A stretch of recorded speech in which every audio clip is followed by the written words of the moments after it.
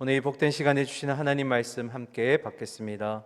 오늘 우리에게 주시는 하나님 말씀은 구약 성경 느헤미야서 8장 1절부터 12절까지의 말씀입니다.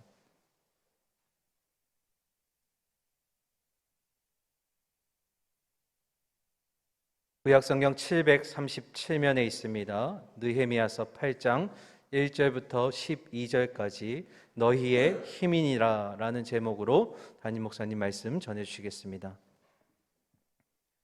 1절부터 교독하도록 하겠습니다. 이스라엘 자손이 자기들의 성읍에 거주하였더니 일곱째 달에 이르러 모든 백성이 일제히 수문 앞 광장에 모여 학사 에스라에게 여호와께서 이스라엘에게 명령하신 모세의 율법책을 가져오기를 청하매 일곱째 달 초 하루에 제사장 에스라가 율법책을 가지고 회중 앞 곧 남자나 여자나 알아들을 만한 모든 사람 앞에 이르러 수문 앞 광장에서 새벽부터 정오까지 남자나 여자나 알아들을 만한 모든 사람 앞에서 읽음에 뭇백성이 그 율법책에 귀를 기울였는데 그때 학사 에스라가 특별히 지은 나무 강단에 서고 그의 곁 오른쪽에 선 자는 마띠디아와 스마와 아냐와 우리야와 hil기야와 마아세야요 그의 왼쪽에 선 자는 부다야와 미사엘과 말기야와 하숨과 하스바다나와 스가랴와 무슬람이라. 에스라가 모든 백성 위에 서서 그들 목전에 책을 펴니 책을 펼 때에 모든 백성이 일어서니라. 에스라가 위대하신 하나님 여호와를 송축하며 모든 백성이 손을 들고 아멘 아멘 하고 응답하고 몸을 굽혀 얼굴을 땅에 대고 여호와께 경배하니라. 예수아와 바니와 세레바와 야민과 악굽과 사부대와 호디야와 마아세야와 그리다와 아사랴와 요사박과 하난과 블라야와 레이 사람들은 백성이 제자리에 서 있는 동안 그들에게 율법을 깨닫게 하였는데 하나님의 율법책을 낭독하고 그 뜻을 해석하여 백성에게 그 낭독하는 것을 다 깨닫게 하니 백성이 율법의 말씀을 듣고 다 우는지라. 총독 느헤미야와 제사장 겸 학사 에스라와 백성을 가르치는 레위 사람들이 모든 백성에게 이르기를 오늘은 너희 하나님 여호와의 성일이니 슬퍼하지 말며 울지 말라 하고 느헤미야가 또 그들에게 이르기를 너희는 가서 살찐 것을 먹고 단 것을 마시되 준비하지 못한 자에게는 나누어 주라. 이날은 우리 주의 성일이니 근심하지 말라. 여호와를 인하여 기뻐하는 것이 너희의 힘이니라 하고 레위 사람들도 모든 백성을 정숙하게 하여 이르기를 오늘은 성일이니 마땅히 조용하고 근심하지 말라 하니 모든 백성이 곧 가서 먹고 마시며 나누어 주고 크게 즐거워하니 이는 그들이 그 읽어 들려준 말을 밝히 알미라. 아멘. 할렐루야. 우리 옆에 분들에게 이렇게 인사하겠습니다. 새롭게 하실 하나님을 바라봅시다. 새롭게 하실 하나님을 바라봅시다. 아멘. 서울 신혼부부와 부산 신혼부부가 함께 여행을 갔다고 해요. 여행을 가서 이제 면세점을 봤는데 똑같이 지갑에 눈이 쏠린 거예요. 그러니까 서울 아내가 서울 남편에게 이렇게 말합니다. 자기야, 요즘 망사 지갑이 유행이래. 나 이거 사주면 안 돼? 그러자 서울 남편이 뭐라고 대답했을까요? 당연히 사줘야지. 난 당신이 원하는 거면 뭐든지 사줄 수 있어. 이렇게 말했다는 거예요. 그 모습을 뒤에서 이렇게 지켜보던 부산 아내가 부산 남편에게 이렇게 말합니다. 보이소. 지도 망사지갑 한 개 사주이소. 그러자 부산 남편이 뭐라고 대답했는 줄 아세요? 여러분 삶에서 나오는 단어들이 나오시는데 이렇게 말했대요. 와, 돈이 덥다 카드나. 물론 여러분 이 두 사람이요 공교롭게도 서울 남자는 실제로는 아내한테 지갑을 사주지 않았대요. 근데 부산 남자는 아내한테 지갑을 사줬다는 거죠. 이게 뭘 말해주는 거냐면요, 서울 남자는 말은 있는데 행동이 없다는 것이고 부산 남자는 말은 폼새가 좀 없는데 의리 있게 반드시 행동하는 사람이다, 이걸 보여주는 거죠. 최근에 제가 어느 한 사진을 봤는데 그 사진에 없다 시리즈라는 것이 있더라고요. 그러니까 10대부터 100대까지, 그러니까 100세 인생이니까 100대까지 각 연령대의 인생에 있으면 좋은데 늘 없어서 속상한 것이 있다는 거죠. 한번 여러분 공감되시는지 한번 확인해 보세요. 여러분 10대는 뭐가 없느냐? 철이 없대요. 그렇죠. 10대 철이 있으면 10대가 아니죠. 그럼 20대는 뭐가 없을까요? 답이 없대요. 미래를 꿈꾸고 희망을 꿈꿔야 되는데 현실이 답을 주지 못하니까 답이 없대요. 여기 계신 20대 맞습니까? 예, 맞대요. 그럼 30대는 뭐가 없을까요? 집이 없대요. 아무리 노력하고 아무리 힘써도 자기 힘으로는 자가를 소유할 수 없는 현실인 거죠. 40대는 뭐가 없어요? 예, 자가가 없으니 당연히 돈이 없을 수밖에 없죠. 그러다가 50대가 돼요. 50대가 되면 뭐가 없을까요? 예, 명퇴하고 구조조정하면서 결국 일을 잃어버린다. 일이 없다는 거죠. 그럼 여러분 60대는 뭐가 없을까요? 60대는 인생 사는 낙이 없대요. 그러니까 앞에 인생에 대한 정리인 거죠. 그래서 60대는 인생 절반을 살았음에도 불구하고 가진 것 없으니 당연히 낙이 없다 이렇게 말하는 겁니다. 근데 더 속상한 건 70대인데 70대는 뭐가 없어요? 이가 없대요. 와, 심각해지죠. 이 씹을 즐거움, 먹는 즐거움이 큰데 그게 사라진 거죠. 80대는 뭐가 없을까요? 예, 가족이 없어요. 80대 정도 되면 가족이 떠나가고 또 떠나가고 이런 과정들을 밟게 되는 거죠. 남는 건 멍멍이밖에 없대요. 그래서 애완동물밖에 없다. 그러면 여러분 90대는 뭐가 없을까요? 시간이 없대요. 무슨 시간이 없을까요? 예, 살 날도 없고 이 90대는 진짜 주님 나라 갈 시간밖에 없는 거예요. 그럼 여러분 질문, 100대에는 뭐가 없을까요? 예? 다 필요 없대요. 무슨 말씀인지 아시죠? 죽음이 코앞인데 뭐가 필요하겠냐 하는 거죠. 제가 이거를요 제 친구들한테 한번 보여줬어요. 그랬더니 친구들 반응이 야, 이게 너무 공감이 된다. 저도 지금 40대니까 40대 이게 또 저한테 맞는 거예요. 그래서 와, 이게 진짜 공감되는 얘기구나. 근데 저뿐만 아니라 많은 사람들이 이 사진 앞에 막 댓글을 달아놨는데, 그러니까 이걸 보면 제가 어떤 생각이 드냐면 참 무엇인가가 있음이 우리 인생에는 소중하구나라는 생각을 하게 됐어요. 여러분 이스라엘 백성들에게 있어서도 이 있음이 굉장히 중요했어요. 특별히 그들에게 있어서 중요한 있음은 눈에 보이는 있음이었다라는 겁니다. 늘 그들은 눈에 보이는 있음 때문에 행복했고요. 눈에 보이는 것들 때문에 마음의 평안을 얻었어요. 그러니까 이스라엘 백성들은요, 눈에 보이는 있음이 있으면 마음이 편안했고 눈에 보이는 있음이 없으면 불안해했던 게 바로 이스라엘 백성들이라는 거죠. 여러분 생각해 보세요. 이스라엘 백성들이 보고 누렸던 눈에 보이는 있음, 그게 뭐였느냐? 구름 기둥도 눈에 보이는 있음이었습니다. 불 기둥도 그들의 눈에 보이는 있음이었어요. 만나도, 메추라기도, 율법도, 법궤도, 성막도, 성전도, 이 모든 게 다 그들에게 있어서는 눈에 보이는 있음이었다는 거죠. 심지어 리더들도 그랬어요. 영적 리더들도, 모세도, 사무엘도, 다윗도, 엘리야도, 이 모든 이 영적 리더들도요, 그들에게 눈에 보이는 있음거리였다라는 겁니다. 이 눈에 보이는 있음거리들을 통해서 그들은 하나님의 사랑을 확인했고 또 눈에 보이는 증거들 때문에 행복한 삶을 살아갈 수 있었다라는 거예요. 그럼 질문이요. 여러분 포로에서 막 귀환한 이스라엘 백성들, 사실 그들은 있음 때문에 징계를 받고 있음 때문에 그 의지한 것 때문에 포로로 끌려갔다 돌아온 백성들이었거든요. 그들에게도 이 있음의 문제가 중요했을까요? 중요했어요. 그들에게 역시도 어쩌면 더 있음이 중요하게 여겼던 게 바로 포로 귀한 백성들이었어요. 눈에 보이는 성벽이 중요했어요. 눈에 보이는 성문이 중요했어요. 눈에 보이는 예루살렘 성과 성전이 중요했어요. 그러니까 그러다 보니까 그들이 포로 귀환하자마자 가장 먼저 한 게 뭐였냐면 1차 귀환 때 예루살렘 성전을 세우는 거였어요. 그리고 3차 귀환 때 예루살렘 성벽을 보수했고 이 성문을 다는 게 그들에게서는 가장 중요한 미션이었어요. 눈에 보이는 있음을 재건해내는 것, 그게 그들의 목표였다라는 거죠. 그런데요, 정확하게 살펴보면, 명확하게 보면 사실 그 반대인 것 같아요. 겉으로 볼 때는 그들의 눈에 보이는 성전, 눈에 보이는 성벽, 그리고 눈에 보이는 성문을 다는 게 전부인 것처럼 보였지만 실제로 그들의 모습을 보니까 그게 예루살렘의 귀환한 목적이 아니었다라는 거죠. 그럼 그들의 목적이 뭐였느냐? 실제로 중요하게 여기는 게 뭐였느냐? 우리 1절 말씀을 같이 읽겠습니다. 화면 보시고 1절입니다. 시작. 일곱째 달에 이르러 모든 백성이 일제히 수문학 광장에 모여 학사 에스라에게 여호와께서 이스라엘에게 명령하신 모세의 율법책을 가져오기를 청하매. 아멘.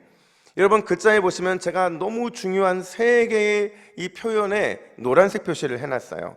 모든 백성이 일제히 청했다라는 거예요. 여러분 이 표현이 왜 중요하냐면요, 이 표현은 그들이 예루살렘에 돌아와야 했던 진짜 목적이 무엇인지를 보여주기 때문에 그렇다는 거예요. 여러분 모든 백성이라는 이 표현은요, 이 모임이 누군가 한 사람에 의해 주도된 모임이 아니었다라는 겁니다. 자발적인 모임이었고, 그래서 그들은 그렇게 스스로 모였다라는 거예요. 원래 보통 큰 성회를 하잖아요. 그러면 지도자의 결단에 의해서 모이게 되어 있어요. 근데 오늘 본문에 보니까 지도자의 결단이 아니라 백성들이 순수하게 자발적으로 모든 백성이 모인 그런 모임이었다는 거죠. 특별히 일제이라는 이 표현은요, 이 모든 백성이를 더 강화해 주는데, 이게 무슨 뜻이냐면 마치 한 사람 같이 모든 사람들이 다 모이는데 마치 한 사람처럼 한 마음과 한 뜻으로 그들이 모였다라는 겁니다. 중요한 건 그들이 모여서 뭘 했느냐 하는 거예요. 그들이 요청해요. 어떤 요청을 하느냐? 모세의 율법책을 가져와서 제발 우리에게 읽어달라, 이런 요청을 하고 있더라는 겁니다.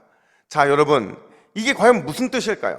왜 갑자기 그 누가 오라고 하지도 않았는데 이 모든 백성들이 자발적으로 모이고, 왜 마치 한 사람이 움직이는 것처럼 한 마음과 한 뜻으로 에스라에게 온 것일까? 또 와서는 왜 모세의 율법책을 가져와서 읽어달라고 그들이 요청하고 있는 것일까? 여러분 바로 이게요, 예루살렘 공동체가 회복하고자 했던 진짜 이유, 그게 바로 여기에 담겨져 있는 거예요. 바로 여기에 예루살렘 공동체가 우리가 어떤 공동체가 되어야 하는지에 대한 정체성과 답을 주고 있는 거라는 거죠. 과연 그게 무엇이었을까? 첫 번째로요, 우리는 은혜의 리셋을 기다리는 신앙인이 되어야 한다라는 거예요. 여러분 은혜의 리셋은 새로워짐을 의미하는 겁니다. 여러분 우리가 어린 시절에요, 지금은 디지털 TV를 보지만 옛날에는 브라운관 TV였잖아요. 브라운관 TV를 딱 켰는데 갑자기 TV가 잘 안 나와요. 그럼 여러분 어떻게 합니까? 때리죠. 한 대 때려서 안 되면 두 대 때립니다. 그러면 기가 막히게 TV가 나와요. TV만 그런 게 아니고요, 라디오도 들을 때도요, 라디오가 갑자기 주파수가 헷갈릴 때가 있어요. 이럴 때 있거든요. 그래도 어떻게 라디오를 때려요.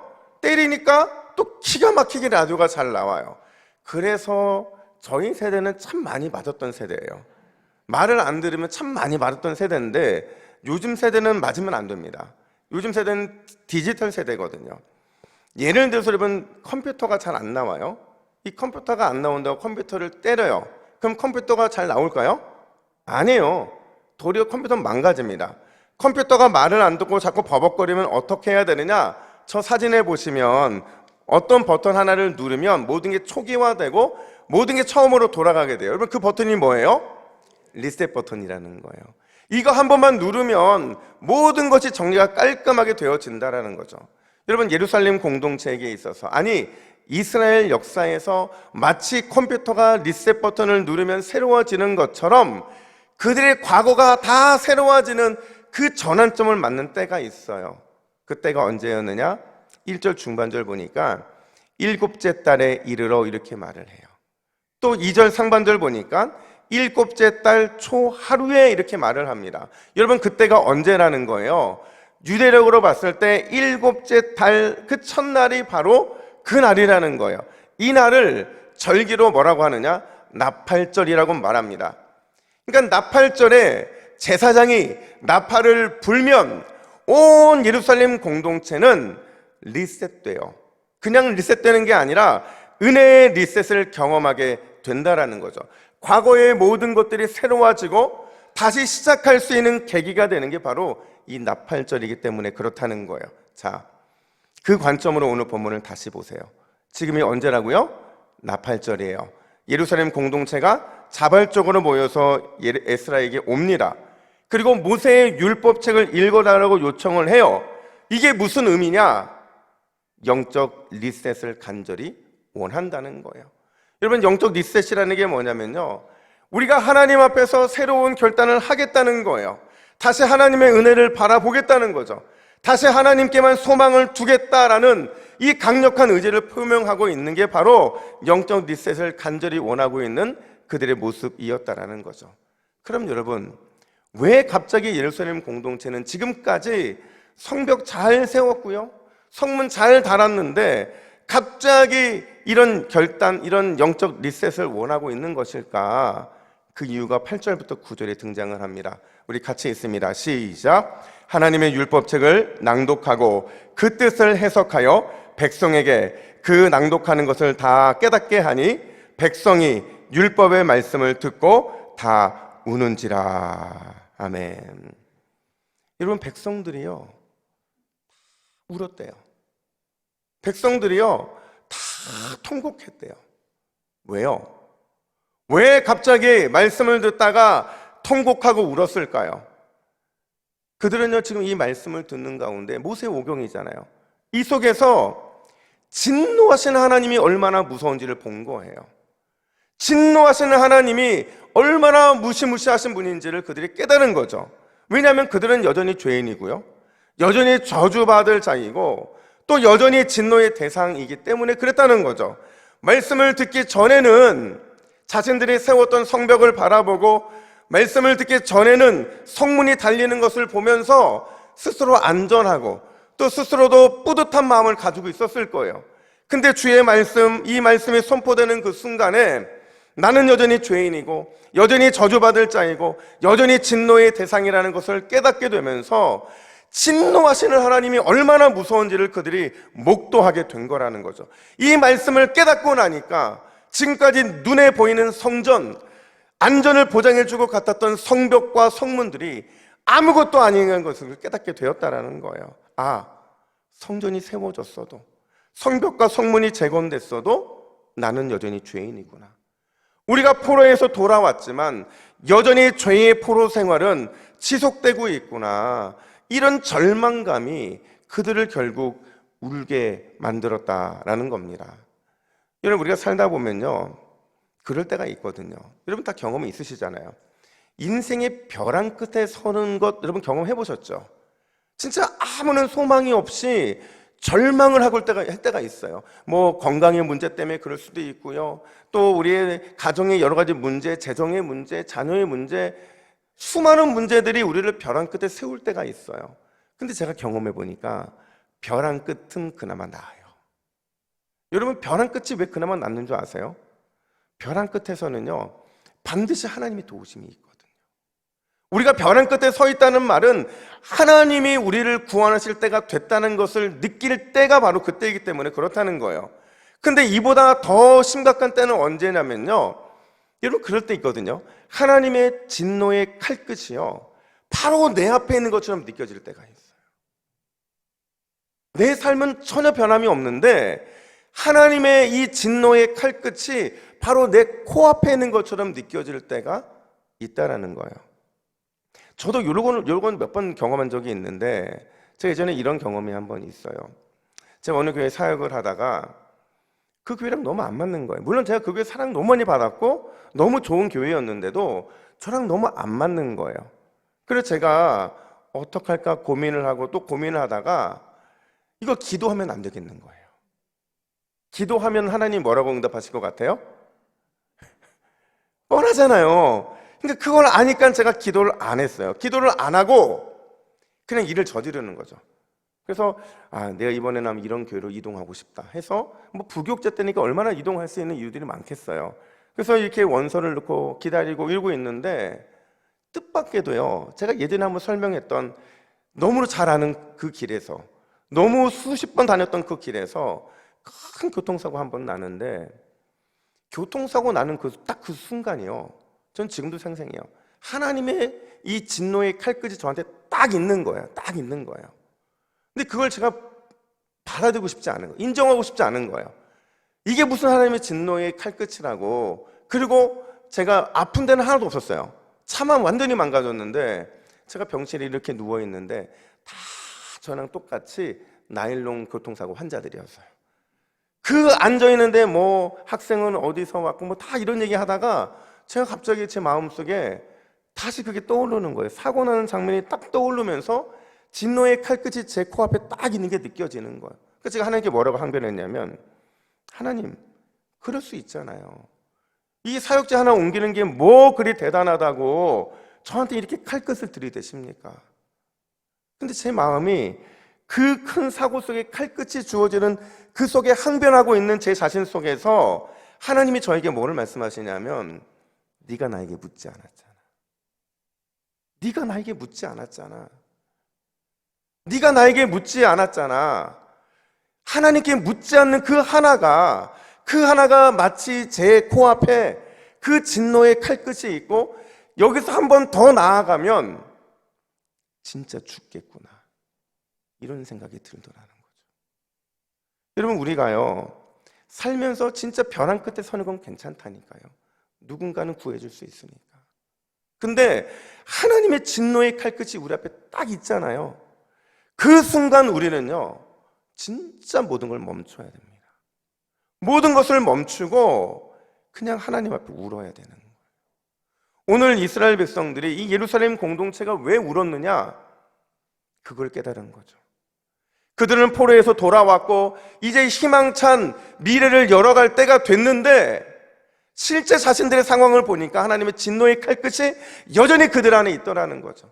여전히 그들은 죄인이고, 여전히 그들은 하나님의 진노의 대상이고 심판의 대상이라는 사실을 그때서야 비로소 그들이 깨닫게 되었다는 겁니다.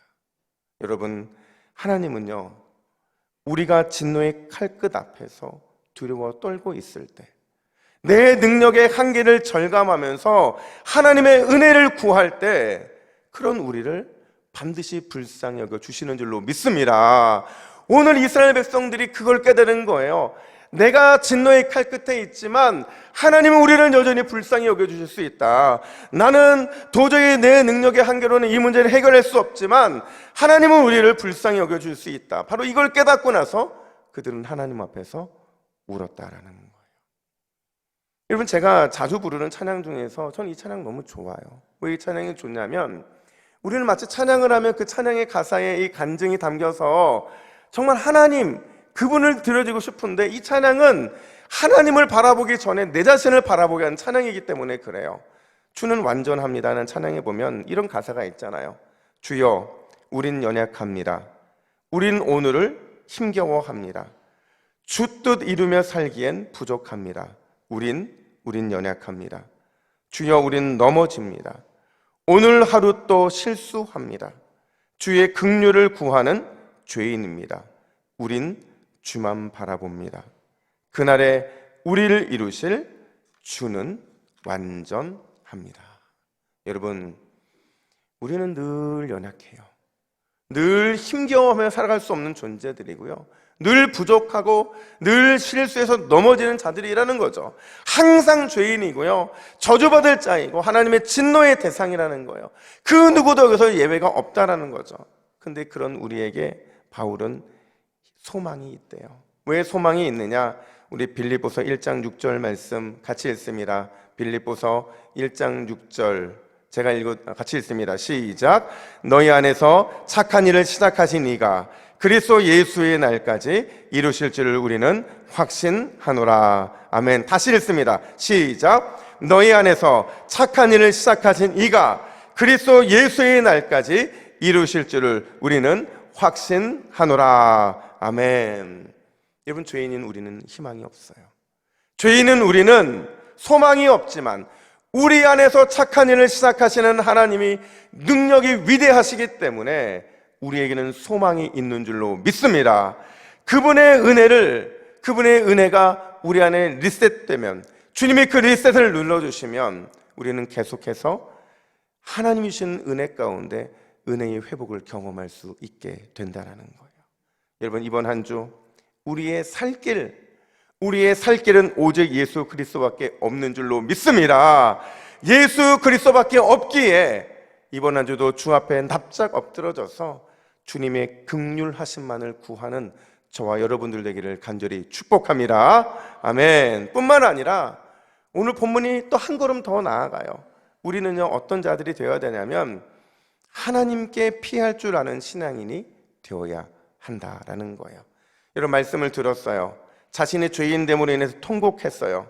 통곡하니까 그들을 향해서 느헤미야와 에스라가 뭐라고 권면하느냐? 우리 9절 말씀을 같이 읽습니다. 9절입니다. 시작. 총독 느헤미야와 제사장 겸 학사 에스라와 백성을 가르치는 레위 사람들이 모든 백성에게 이르기를 오늘은 너희 하나님 여호와의 성일이니 슬퍼하지 말며 울지 말라 하고.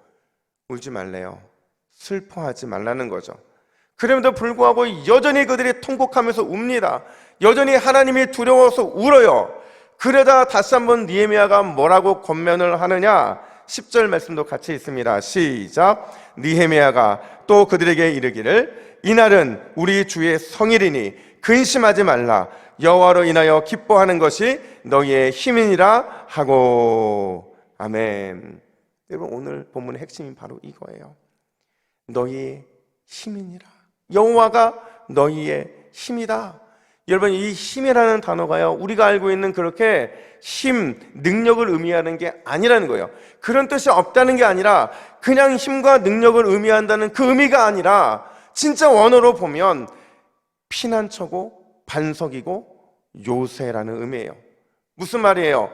진노 앞에 떠오는 이 백성들을 향해서 너희들이 도망갈 수 있는 피난처가 있다는 거예요. 피할 반석이 있다는 거예요. 숨을 요새가 있다는 겁니다. 그것이 어디냐? 우리의 반석이시고 우리의 요새이시고 우리의 피난처이신 하나님, 그분께 피할 수 있다라는 거예요.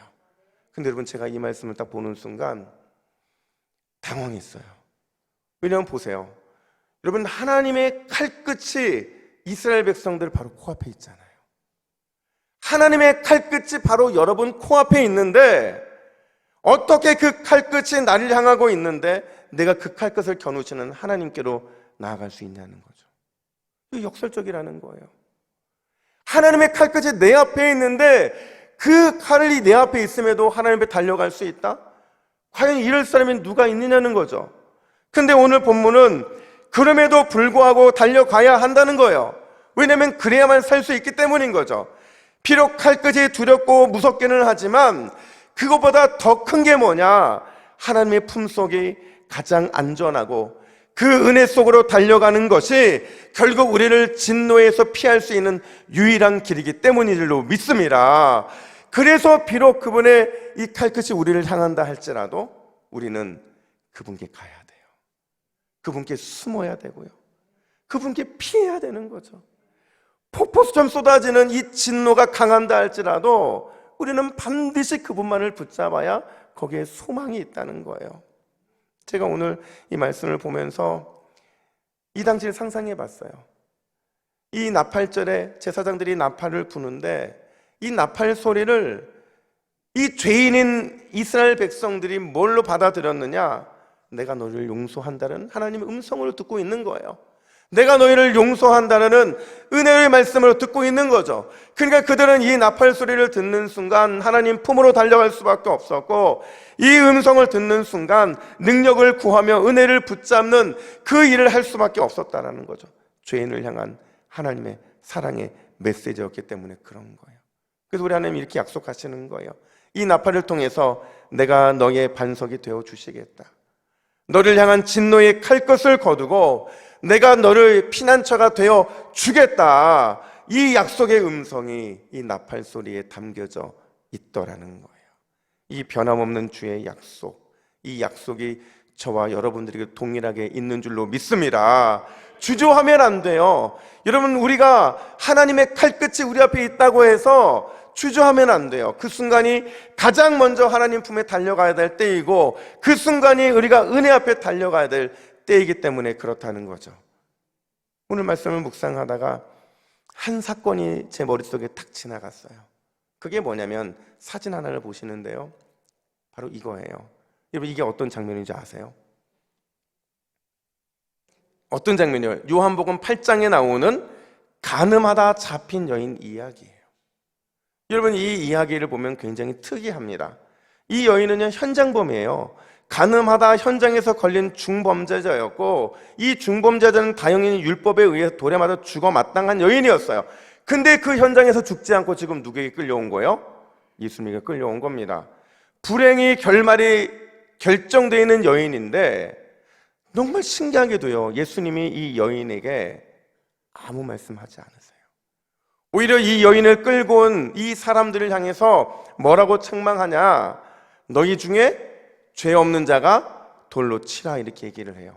그러니까 이 말을 받자마자 어린아이부터 어른에 이르기까지 하나씩 도망가기 시작합니다. 모두가 다 도망가고 나서 예수님이 여인에게 딱 한마디 하세요. 뭐라고 말씀하세요? 나도 너를 정죄하지 않겠다라는 거예요. 여러분, 예수님께서 이 중범죄자인 여인에게, 마치 이 여인은 진짜 예수님 앞에 끌려가서 이 진노의 칼끝 딱 그 앞에 놓여 있는 상태거든요. 그 상태에서 왜 예수님께서는 아무 말씀하지 않으시고 마지막 하시는 말씀이 나도 너를 정죄하지 않겠다, 왜 이 말씀을 하시는 거냐? 여러분, 이때가 나팔절이거든요. 이 여인 역시도 이미 하나님의 나팔 소리로 인해서 용서함을 받았거든요. 놀라운 건요, 얼마나 놀라운 거냐면 이게요, 이 여인이 자인은 아니었으나 사람들에 의해서 지금 반석이시고 피난처이신 요새이신 그분의 품에 달려와 있어요. 그분이 누구예요? 예수님이죠. 이 여인과 예수님이 마주하는 순간 이 여인은 이미 예수님의 은혜의 품 안에 담겨져 있었던 거죠. 가장 안전하고 가장 은혜 넘치는 주님의 품에 들어와서 그녀가 누려야 될 그 충만한 은혜를, 죄의 용서함과 또 내 안에 그 어떤 정죄함도 없다는 그 은혜의 확신함을 이 여인이 경험을 하게 되었다는 거예요. 여러분, 이번 한 주 우리가 들어야 될 소리가 뭐냐? 두 가지 소리예요. 하나는 우리를 향한 용서의 나팔 소리, 우리가 반드시 들어야 되는 줄로 믿습니다. 이 용서의 나팔 소리를 들어야만요, 세상의 조롱 소리를 안 듣게 돼요. 세상의 정죄를 듣지 않게 되는 거죠. 이 용서의 나팔 소리를 들을 때 우리에게 소망이 생기는 겁니다. 뿐만 아니라 두 번째로 우리가 들어야 될 소리는 내가 너희의 힘이고 요새고 피난처다라는 주님의 음성입니다. 여러분, 우리 인생은 주님 품에 있을 때, 주님의 은혜 가운데 있을 때 가장 행복한 인생인 줄로 믿습니다. 눈에 보이는 그 무엇이 우리를 안전하게 해줄 수 없어요. 눈에 보이는 그 무엇이 우리를 평안하게 해줄 수 없다는 겁니다. 우리가 하나님, 나의 힘이시고 요새이시고 피난처이신 그분에게 피할 때에 우리의 영혼의 깊은 곳에서 놀라운 회복이 일어날 것이고 다시 내 영이 살아나는 복된 기적을 경험하게 될 줄로 믿습니다. 이번 한 주도 그 은혜 단단히 붙잡고 믿음으로 달려나가는 저와 여러분 되기를 예수님의 이름으로 축복합니다. 아멘. 기도하겠습니다. 하나님 아버지, 우리는 늘 연약합니다. 우리는 늘 부족합니다. 늘 실수하고 넘어집니다. 그런 죄인이기에 우리의 살 길은 오직 예수 그리스도밖에 없는 줄로 믿습니다. 주님, 가늠한 여인처럼 말씀 앞에서 두려움에 떨었던 예루살렘 공동체처럼 하나님이 우리의 힘이시고 요새이시고 피난처시라는 음성을 듣게 하여 주시옵소서. 듣고 믿음으로 일어나 회복의 역사를 경험하게 하시고 내 영이 다시 새라나는 기적을 경험하는 이번 한 주가 되게 하여 주시옵소서. 그 놀라운 주님의 은혜 마음껏 누리기를 원합니다. 우리의 유일한 소망이신 주님께서 우리에게 이 특별한 은혜를 허락하심으로 우리 동부교회 모든 믿음의 가족들이 회복을 경험하고 다시 살아나는 기적을 누리는 복된 한 주를 보내게 하여 주시옵소서. 이 모든 말씀 우리의 힘과 능력이 되시는 예수 그리스도의 이름으로 기도하옵나이다. 아멘.